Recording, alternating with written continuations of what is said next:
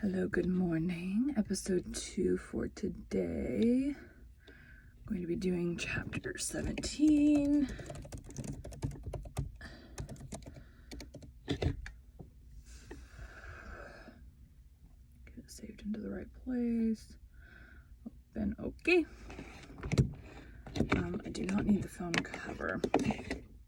My thing that holds my phone is not big enough to hold it with the cover. Welcome to Bite at a Time Books, where we read you your favorite classics one bite at a time. My name is Bree Carlisle, and I love to read and wanted to share my passion with listeners like you. If you enjoy our show, be sure to follow us so you get all the new episodes. If you want to see exclusive behind the scenes of our show, join our Patreon. We would also love for you to drop us a rating on your favorite podcast platform and share our show with your friends. You can catch us on all the social medias at Bite at a Time Books. We are now part of the Bite at a Time Books Productions Network. If you ever wondered what inspired your favorite classic novelists to write their stories, what was happening in their lives or the world at the time, check out Bite at a Time Books Behind the Story, wherever you listen to podcasts. Today we will be continuing The Three Musketeers by Alexandre Dumas. I don't know why I let that be such a long lead. Okay, done. Go back to the documents. Number 17. Presenter. So the app that ended up working for me is actually just plain old Pages from iPad. So hopefully, at this point I kind of just can't use the other one because this one actually shows me I have a book coming up that needs accents and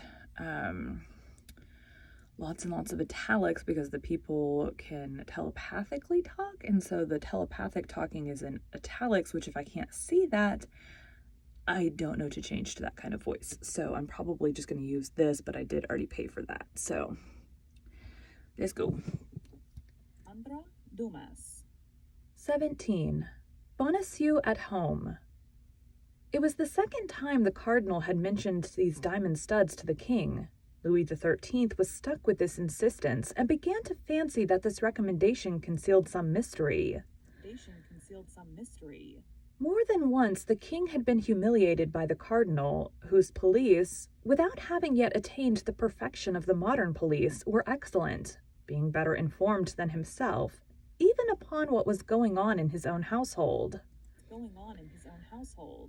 He hoped then in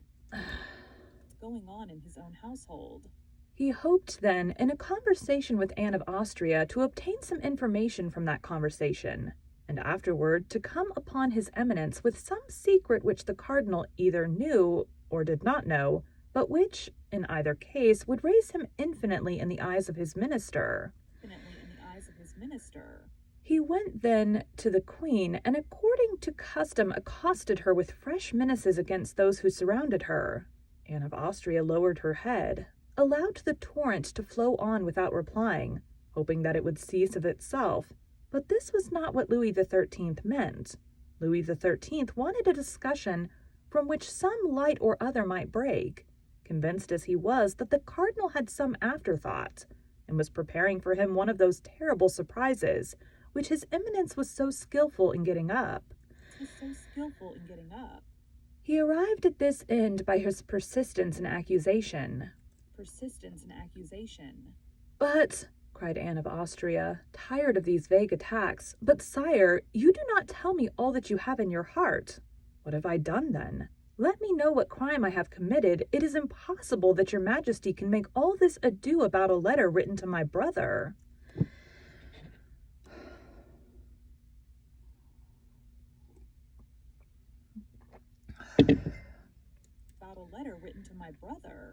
The king, attacked in a manner so direct, did not know what to answer, and he thought that this was the moment for expressing the desire which he was not going to have made until the evening before the fete.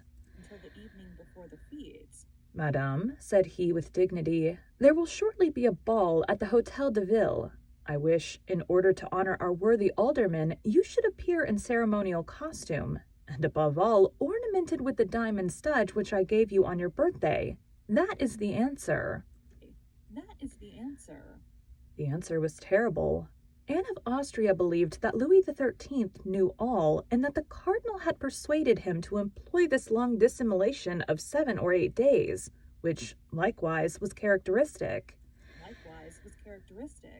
She became excessively pale, leaned her beautiful hand upon a console, which hand appeared then like one of wax, and looking at the king with terror in her eyes, she was unable to reply by a single syllable. "You hear, madame," said the king, who enjoyed the embarrassment to its full extent, but without guessing the cause. "You hear, madame?" "Yes, sire, I hear," stammered the queen. "You will appear at this ball." "Yes." This ball. Yes. "With those studs?" "Yes."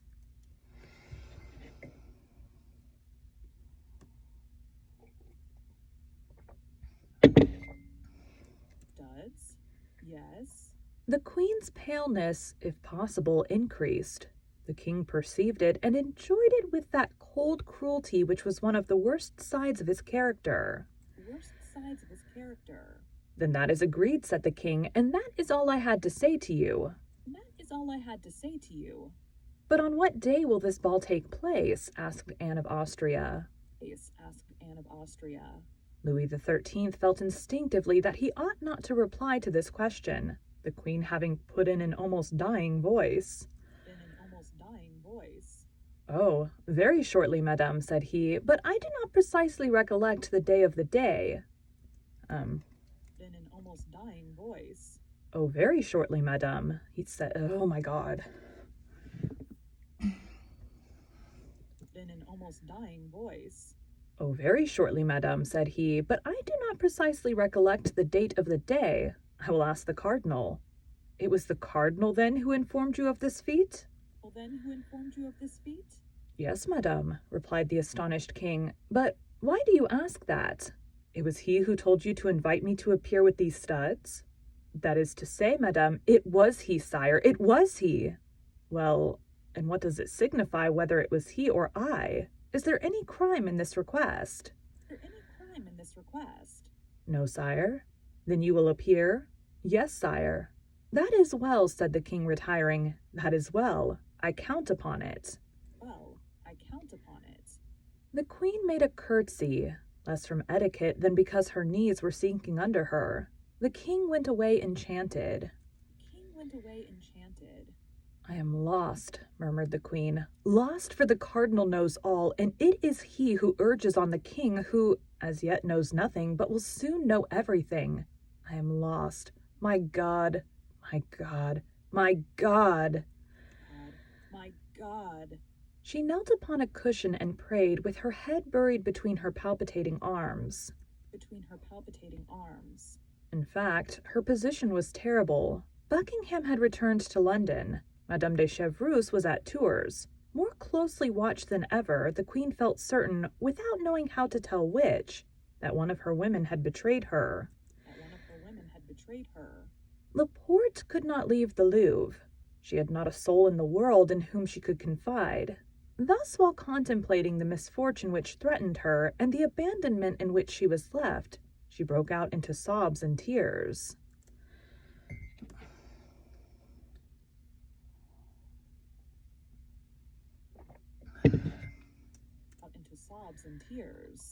"Can I be of service to your majesty?" said all at once a voice full of sweetness and pity. The queen turned sharply round, for there could be no deception in the expression of that voice. It was a friend who spoke thus. In fact, at one of the doors which opened into the queen's apartment appeared the pretty Madame Bonacieux. She had been engaged in arranging the dresses and linen in the closet when the king entered. She could not get out and had heard all. The queen uttered a piercing cry at finding herself surprised, for in her trouble she did not at first recognize the young woman who had been given to her by Laporte. "Oh, fear nothing, madame," said the young woman, clasping her hands and weeping herself at the queen's sorrows. "I am your majesty's body and soul. and however far I may be from you, however inferior may be my position, I believe I have discovered a means of extricating your majesty from your trouble. You? Oh, heaven, you? Cried the queen. But look me in the face. I am betrayed on all sides. Can I trust in you? Oh, madame, cried the young woman, falling on her knees, upon my soul, I am ready to die for your majesty. This expression sprang from the very bottom of the heart, and, like the first, there was no mistaking it. Yes, continued Madame Bonacieux, yes, there are traitors here, but by the holy name of the Virgin, I swear that no one is more devoted to your majesty than I am. Those studs which the king speaks of, you gave them to the Duke of Buckingham, did you not? Those studs were enclosed in a little rosewood box which he held under his arm. Am I deceived? Is it not so, madame? Oh, my God, murmured the queen, whose teeth chattered with fright. Well, those studs, continued Madame Bonacieux, we must have them back again.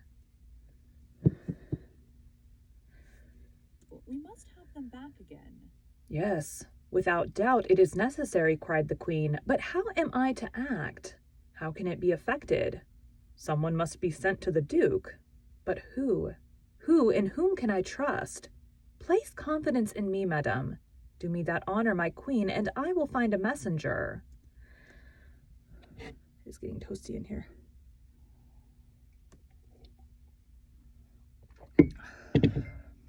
And I will find a messenger. But I must write.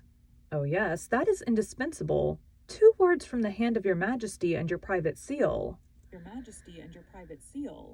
But these 2 words would bring about my condemnation, divorce, exile. Yes, if they fell into infamous hands, but I will answer for these 2 words being delivered to their address.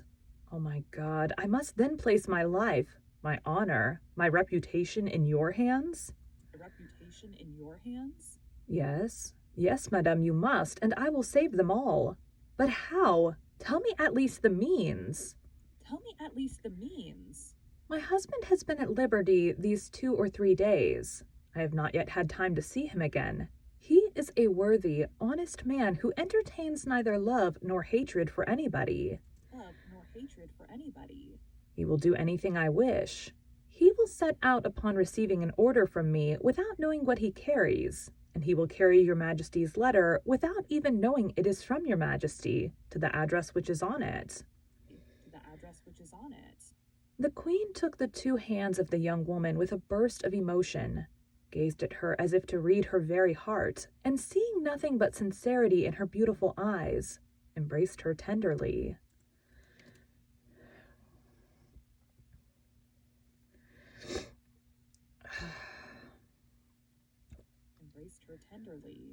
Do that, cried she, and you will have saved my life. You will have saved my honor. Do not exaggerate the service I have the happiness to render your majesty. I have nothing to say for your majesty. You are only the victim of perfidious plots. That is true, my child, said the queen. You are right. Give me then that letter, madame. Time presses. The queen ran to a little table on which were ink, paper, and pens. She wrote 2 lines, sealed the letter with her private seal, and gave it to Madame Bonacieux. And now, said the queen, we are forgetting one very necessary thing. What is that, madame? Money. Madame Bonacieux blushed. Yes, that is true, said she, and I will confess to your majesty that my husband— Your husband has none. Is that what you would say?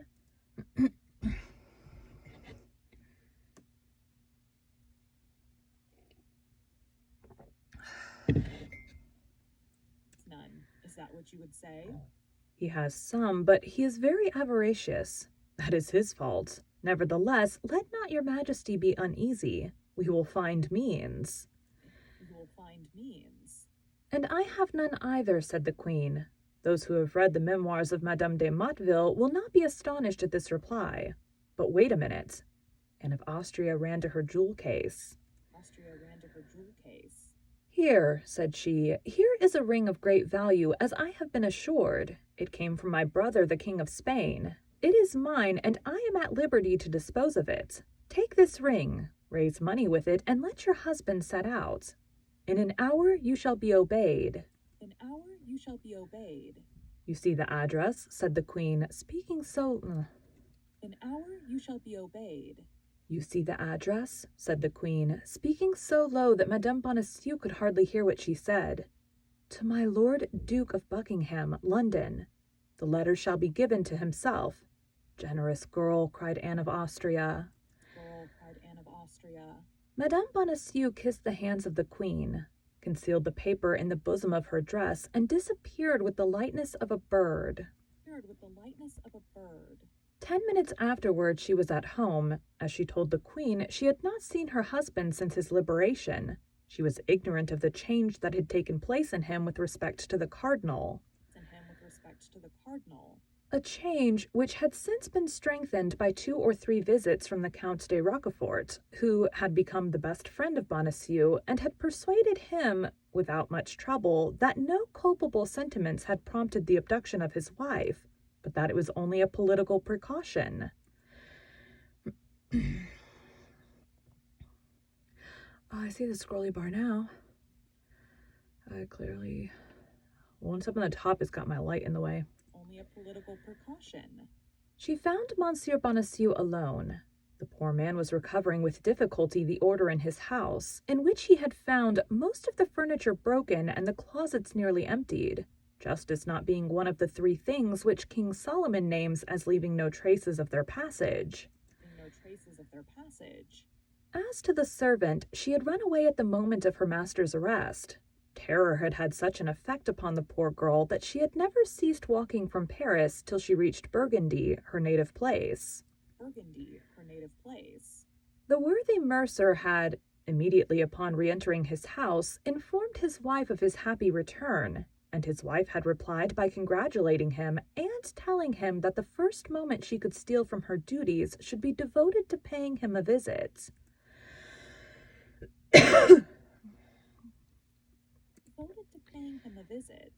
This first moment had been delayed 5 days, which, under any other circumstances, might have appeared rather long to Monsieur Bonacieux, but he had, in the visit he had made to the cardinal, and in the visits Roquefort had made him, ample subjects for reflection, and as everybody knows, nothing makes time pass more quickly than reflection.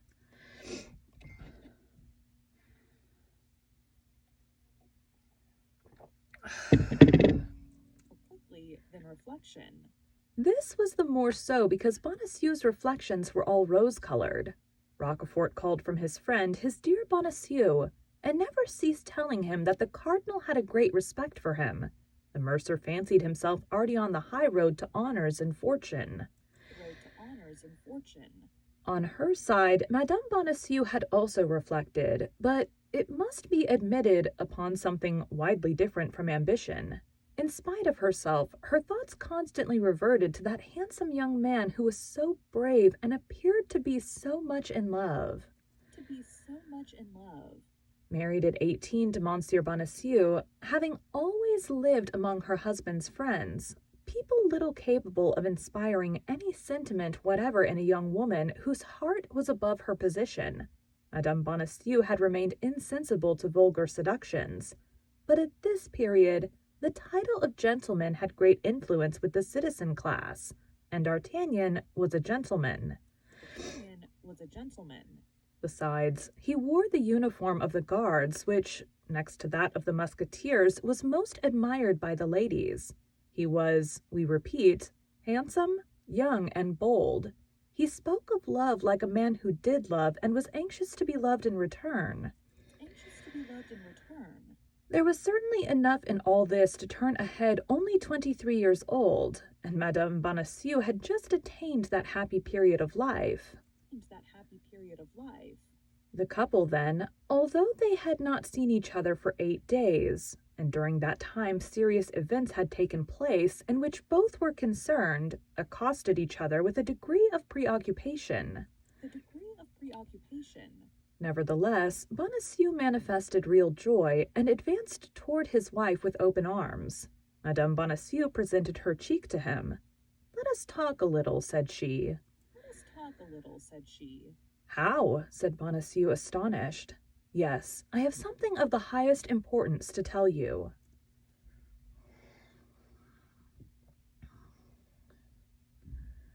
Let's scroll up a little bit. Oh. Highest importance to tell you. "True," said he, "and I have some questions sufficiently serious to put to you. Describe to me your abduction, I pray you." "Oh, that's of no consequence just now," said Madame Bonacieux. "And what does it concern, then? My captivity?" Concern, then, my captivity? "I heard of it the day it happened, but as you were not guilty of any crime, as you were not guilty of any intrigue, as you, in short, knew nothing that could compromise yourself or anybody else, I attached no more importance to that event than it merited." To that event than it merited. "You speak very much at your ease, madame," said Bonacieux, hurt at the little interest his wife showed in him. "Do you know that I was plunged during a day and night in a dungeon of the Bastille?"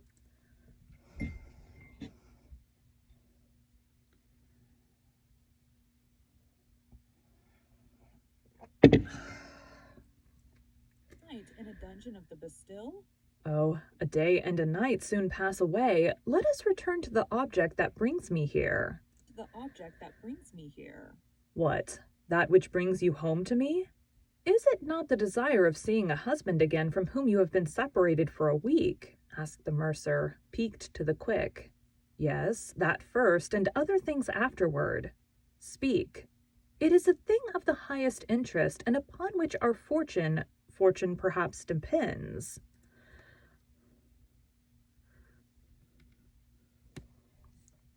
Fortune perhaps depends.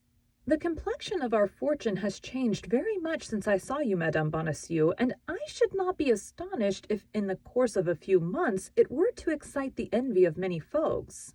"Yes, particularly if you follow the instructions I am about to give you." Instructions I'm about to give you. "Me?" "Yes, you. There is good and holy action to be performed, monsieur, and much money to be gained at the same time."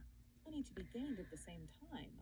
Madame Bonacieux knew that in talking of money to her husband, she took him on his weak side. But a man, were he even a mercer, when he had talked for 10 minutes with Cardinal Richelieu, is no longer the same man. Who is no longer the same man. "Much money to be gained?" said Bonacieux, protruding his lip. "Excuse me." Bonacieux protruding his lip. "Yes, much." "About how much?" Bonacieux protruding his lip. "Yes, much." "About how much?" 1,000 pistoles, perhaps." "What you demand of me is serious, then." "It is indeed." "What must be done?" What must be done? "You must go away immediately. I will give you a paper which you must not part with on any account, and which you will deliver into the proper hands." "And whither am I to go?" "To London." "I go to London? Go to? You jest. I have no business in London." I have no business in London. "But others wish that you should go there." "But who are those others?" "I warn you that I will never again work in the dark, and that I will know not only to what I expose myself, but for whom I expose myself." For whom I expose myself. "An illustrious person sends you. An illustrious person awaits you. The recompense will exceed your expectations. That is all I promise you." That is all I promise you. "More intrigues. Nothing but intrigues. Thank you, madame. I am aware of them now. Monsieur Cardinal has enlightened me on that head." Cardinal has enlightened me on that head. "The Cardinal?" cried Madame Bonacieux. "Have you seen the Cardinal?" "He sent for me," answered the mercer proudly. Answered the mercer proudly. "And you responded to his bidding, you imprudent man." "Well, I can't say I had much choice of going or not going, for I was taken to him between 2 guards. It is true also that as I did not know his eminence, if I had been able to dispense with the visit, I should have been enchanted."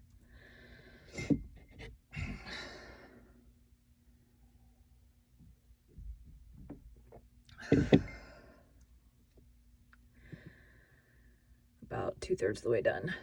I should have been enchanted. He ill-treated you then? He threatened you? He gave me his hand and called me his friend. His friend. Do you hear that, madame? I am the friend of the great cardinal. Of the great cardinal. Perhaps you would contest his right to that title, madame. Right to that title, madame. I would contest nothing, but I tell you that the favor of a minister is ephemeral, and that a man must be mad to attach himself to a minister. There are powers above his which do not depend upon a man or the issue of an event. It is to these powers we should rally. To these powers we should rally. I am sorry for it, madame, but I acknowledge no other power but that of the great man whom I have the honor to serve. You serve the cardinal? Yes, ma'am. And as his... You serve the cardinal? Yes, madame, and as his servant, I will not allow you to be concerned in plots against the safety of the state, or to serve the intrigues of a woman who is not French and who has a Spanish heart. Fortunately, we have the great cardinal. His vigilant eye watches over and penetrates to the bottom of the heart.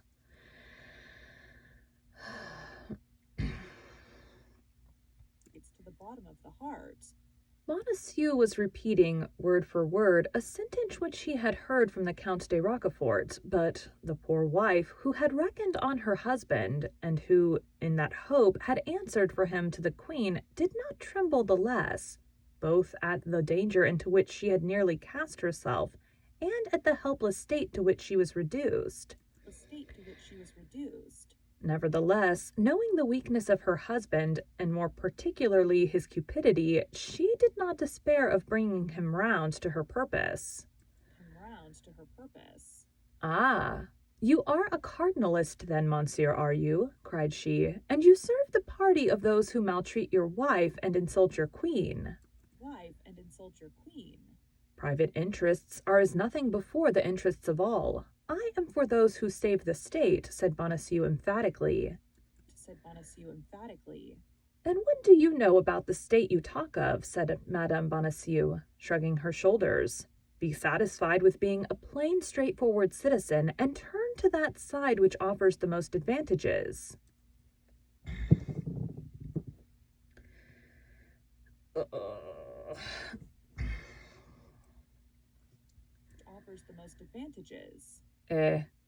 Said Bonacieux, slapping a plump, round bag which returned a sound of money. What do you think of this, Madame Preacher? Whence comes that money? You do not guess? From the cardinal, from him, and from my friend the Count de Roquefort. The Count de Roquefort? Why, it was he who carried me off. That may be, madame. And you received silver from that man. Have you not said that that abduction was entirely political? Smarty pants.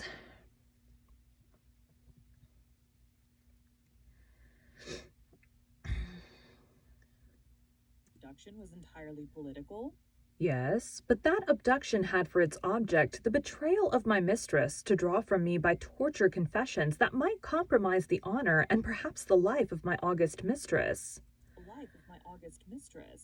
Madame, replied Bonacieux, your august mistress is a perfidious Spaniard, and what the cardinal does is well done.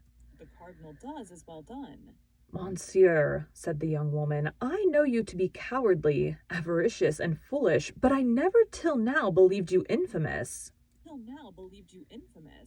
Madame, said Bonacieux, who had never seen his wife in a passion, and who recoiled before this conjugal anger. Madame, what do you say? I say you are a miserable creature, continued Madame Bonacieux, who saw she was regaining some little influence over her husband. You meddle with politics, do you? And still more with cardinalist politics. Why, you sell yourself body and soul to the demon, the devil, for money.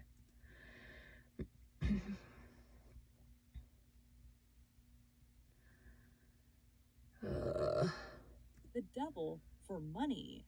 No, to the cardinal. It's the same thing, cried the young woman. Who calls Richelieu calls Satan. Hold your tongue, madame, you may be overheard. Madame, you may be overheard. Yes, you are right. I should be ashamed for anyone to know your baseness. But what do you require of me, then? Let us see. I have told you, you must depart instantly, monsieur. You must accomplish loyally the commission with which I deign to charge you, and on that condition I pardon everything. I forget everything. And what is more, and she held out her hand to him, I restore my love.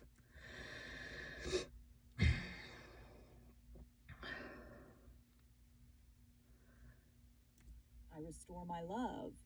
Bonacieux was cowardly and avaricious, but he loved his wife. He was softened. A man of 50 cannot long bear malice with a wife of 23. Madame Bonacieux saw that he hesitated. Bonacieux saw that he hesitated. Come, have you decided? Said she. Have you decided? Said she. But, my dear love, reflect a little upon what you require of me. London is far from Paris, very far, and perhaps the commission with which you charge me is not without dangers. Charge me is not without dangers. What matters it if you avoid them? What matters it if you avoid them?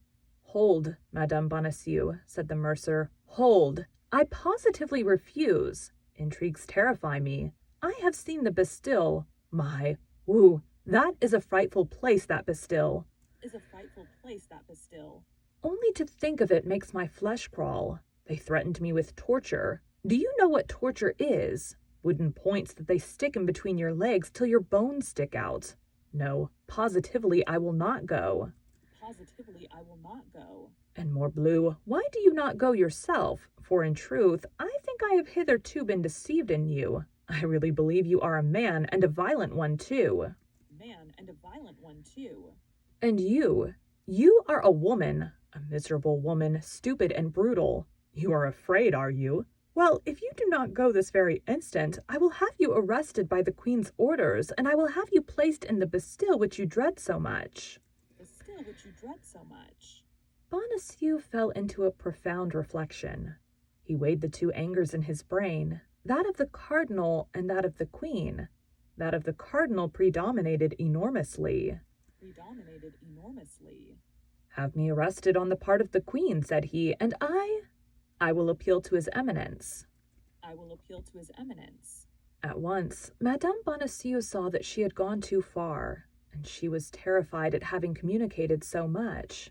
She for a moment contemplated with fright that stupid countenance impressed with the invisible resolution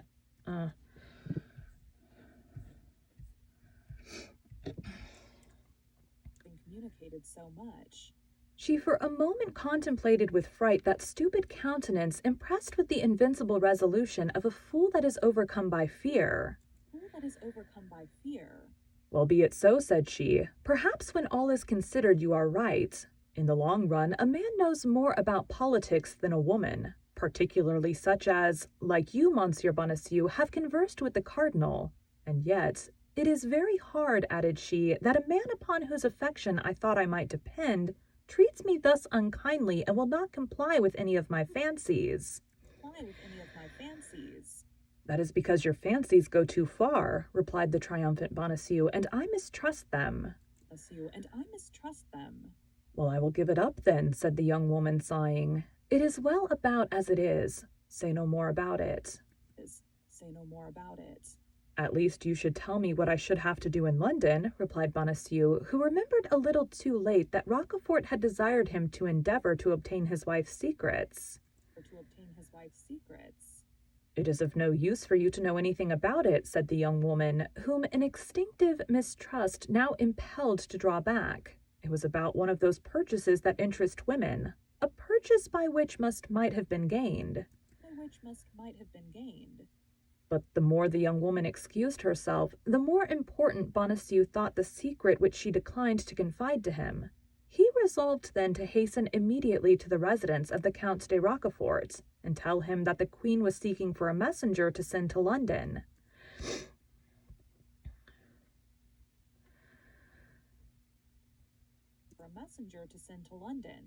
Pardon me for quitting you, my dear Madame Bonacieux, said he, But not knowing you would come to see me, I had made an engagement with a friend. I shall soon return, and if you will wait only a few minutes for me, as soon as I have concluded my business with that friend, as it is growing late, I will come back and reconduct you to the Louvre. Thank you, monsieur. You are not brave enough to be of any use to me whatever, replied Madame Bonacieux. I shall return very safely to the Louvre all alone. As you please, Madame Bonacieux, said the ex-mercer. Shall I see you again soon?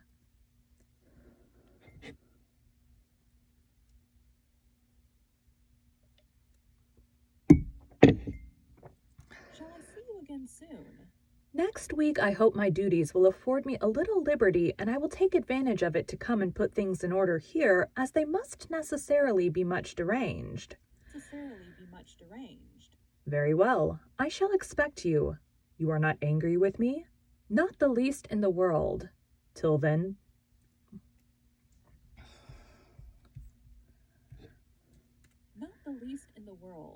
Till then, then? Till then. Bonacieux kissed his wife's hand and set off at a quick pace. Well, said Madame Bonacieux, when her husband had shut the street door and she found herself alone, that imbecile lacked but one thing, to become a cardinalist, and I, who have answered for him to the Queen, I who have promised my poor mistress, oh my God, she will take me for one of those wretches with whom the palace swarms, and who are placed about her as spies. Ah, Monsieur Bonacieux, I never did love you much, but now it is worse than ever. I hate you, and on my word, you shall pay for this.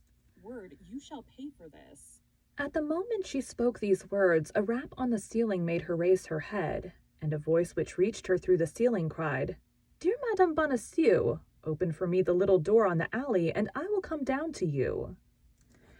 Guessing that is D'Artagnan. Doop, doop.